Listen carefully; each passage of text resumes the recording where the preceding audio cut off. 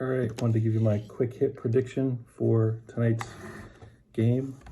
Brought to you from my lovely office, so I'm not going to be able to speak as loudly as I normally do, but I will be as mumbled and incoherent as I usually am.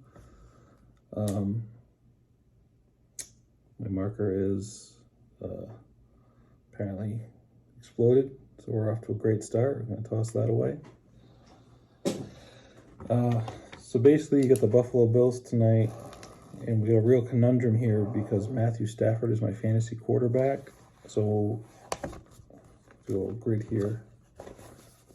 If this graph represents the Buffalo Bills, and this is Matthew Stafford here, you have two competing factors of what would make me the most miserable. So I think the most likely outcome is that somehow the Bills find a way to lose, but also Matthew Stafford doesn't lead them to victory somehow, which seems like it would be impossible. But you're going to have a shitty Bills performance and a shitty Matthew Stafford performance represented in this quadrant here. So that's your most likely outcome to just maximize my miserableness.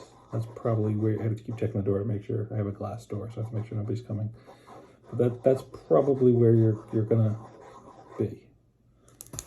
But in all seriousness, I think the Bills will win tonight. I think they're look at this, a fucking disaster. That's the most likely outcome. I like the Bills money line.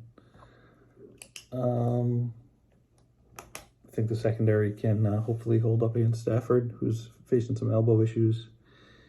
And they'll be riding high. They did lose the first game of the season last year to the Steelers somehow and bounce back, so I'm not going to try to overreact if they do lose.